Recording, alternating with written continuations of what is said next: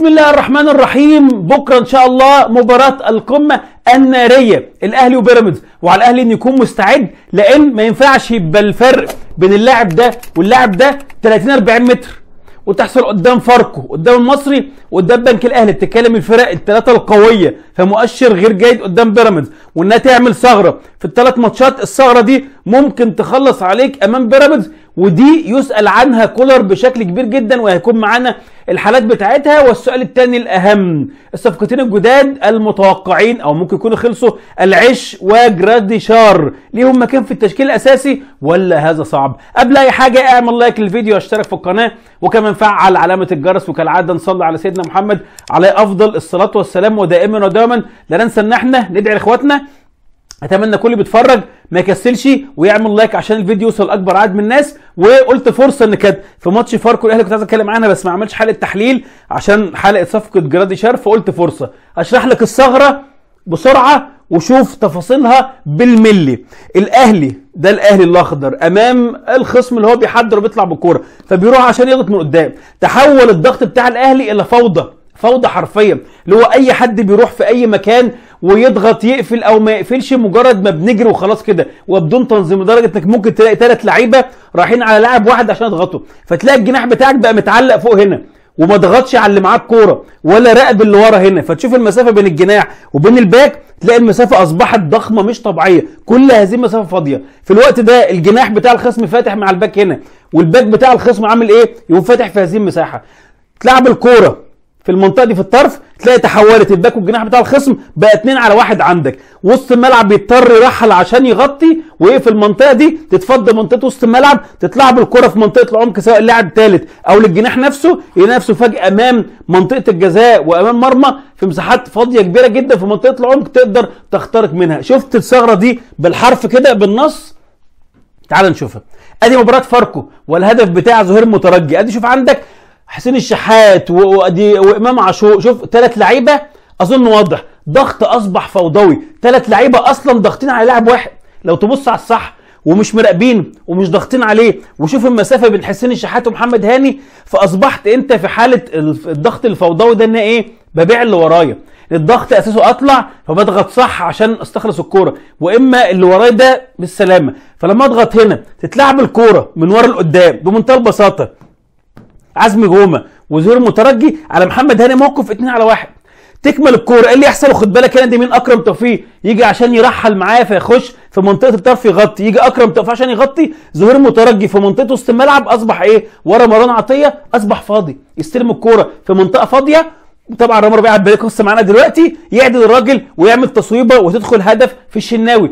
نرجع لماتش البنك الاهلي، وانا بقول هنا النقطه مرتبطه يتحملها كولر، ان انا بتكلم على مدار ماتشات طويله منهم البنك الاهلي ده من فتره طويله، فانا بتكلم ان على فترات طويله المدرب هو اللي بيجيب اللعيبه يقول لهم ايه الضغط اللي انت بتعمله قدام ده؟ ازاي تطلع تبيع نفسك بالشكل ده وتسيب لهذه المسافه الكبيره تعمل ثغره؟ وقف وراجع من اللعيبه، وقف اللعيبه وراجع ماتش وماتش. فلكن لما ماتش والتاني والتالت وشهر وشهرين ابسط الحاجات دي بتحصلش، يبقى المدرب بيقعد مع اللعيبه بيتكلم معاها، هو بيصلح، بيقول لهم ما بيسمعوش مثلا ان هو مش عارف يسيطر عليهم. صعبه دي من الحاجات، الوقفات دي والضغطات دي من اهم شغل المدرب، وكولر كان متميز جدا فيها. ادي مثلا عندك هنا، شوف ادي حسين الشحات نفس القصه برضه. شوف الراجل قدامه ده، هل ضغط الاهلي منطقي؟ تقريبا 3 لعيبه على لاعب واحد، فبالتالي اكيد توزيعات اللعيبه في بقيه الملعب فيها مشكله، وحتى ده اللي معاه الكوره ما ضغطتش عليه، فما منعتوش ان هو يطلع الكوره. فلما يطلع الكوره متوقع ايه؟ 1 2 على مين؟ على باك الاهلي. ادي 2 على 1. تكمل الكره في الطرف هنا، ده مين؟ قفشه، وده مروان عطيه، يضطر يرحله في الطرف علشان يحاول يغطي عليهم نفس المرحله. فالمرحله الثالثه والاخيره يتفضى وسط الملعب الفاضي. ادي عندك ورا كوكا محمد ابراهيم يستلم الكره يعمل 1 2 مع يو النور، كانت ممكن هدف بمنتهى البساطه. ادي ثغره باك اهلي تاني. شوف هنا، شوف الكوره مثلا، وهنا ادي حسين الشحات والراجل اللي وراه بيهرب بيكمل لقدام.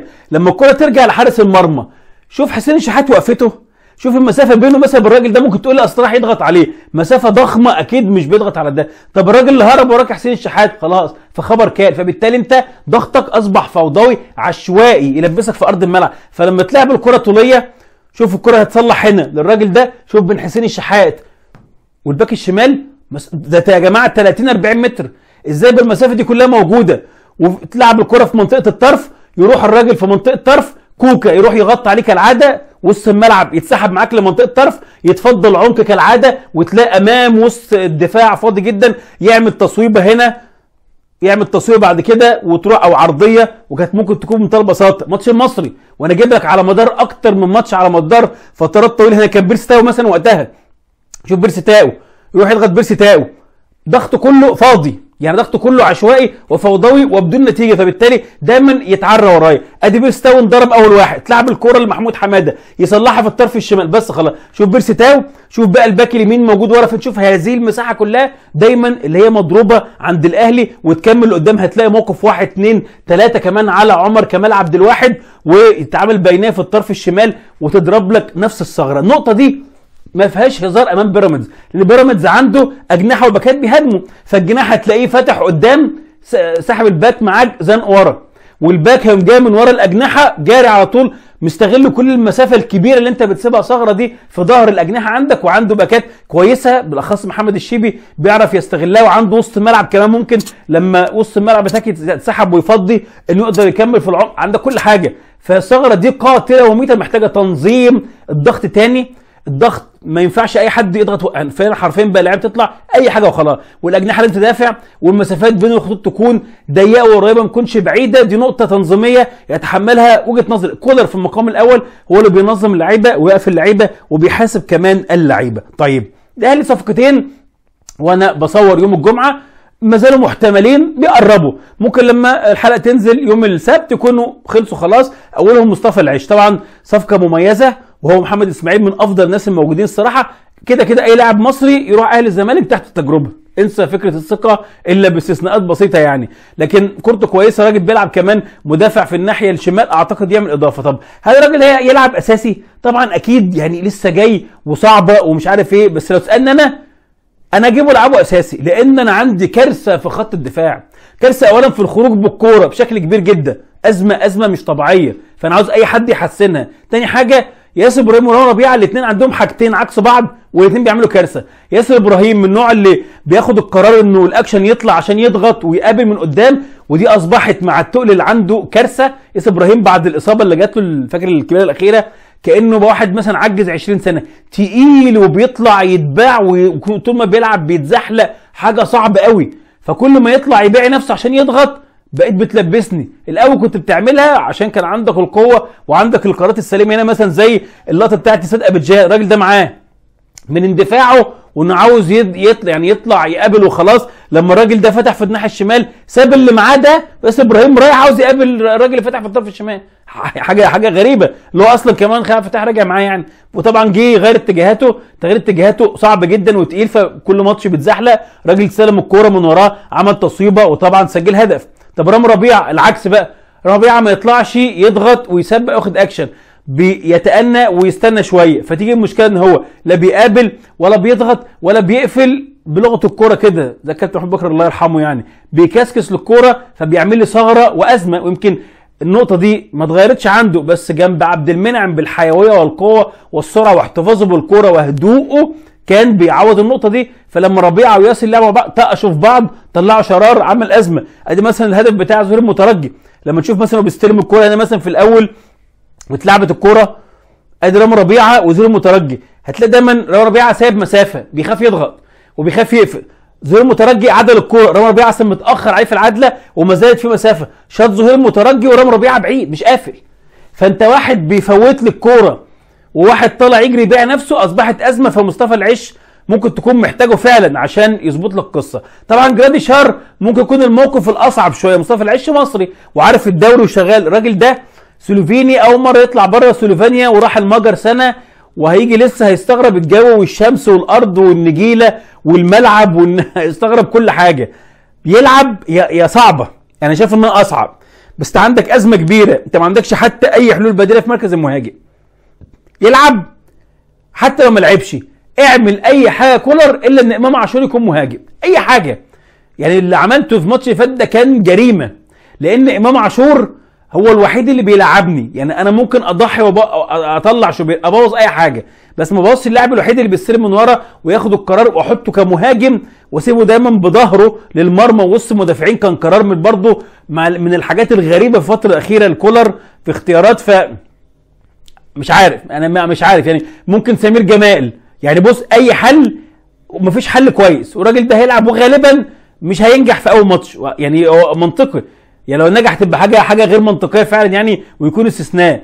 ممكن سمير جمال تلعب بيه اي حاجه وخلاص. انا قعدت افكر في حلول بديله ما لقيتش حتى اي حد، ان اصلا ما عندكش حد في التلت الهجومي حتى جناح ان انا ممكن اقول له كمهاجم، فما فيش. فالسوليفان يلعب، سمير جمال، ايا كانت ما عنديش حل. بس المهم ان امام عاشور ما يلعبش مهاجم في هذه المباراه. وطبعا الموضوع متوقف على شخصيه ونفسيه لاعيبه الاهلي في المباراه دي بالذات، اللي هي اصبحت على المحك في الفترات الاخيره، ومتوقفه على شخصيه بيراميدز. بيراميدز الموسم اللي فات كان رعب الكل، نزل في ارض الملعب قدام الاهلي ماتشين ضيع البطوله منه. تسالني انا اتوقع الماتشات اللي الاهلي قبليها كله يبقى قاعد يقول هيترقع وهنتغلب 5 او بيقللوا منه. اللعيبه بتنزل تسترجل لان هي بتشتغل بالزرار زي ما قلت كده، بس تظل العوائق الفنيه موجوده. بس ممكن الاهلي ما يكونش بنفس السوق اللي موجود عليه الفترات الاخيره، ومتوقف على بيراميدز برضه عنده القدره والثقه انه يستغل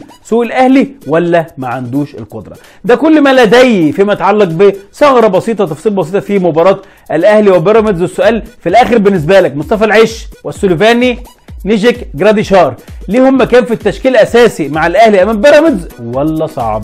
اعمل لايك للفيديو واشترك في القناه، وقبل اي حاجه خلينا دايما في الشبكه.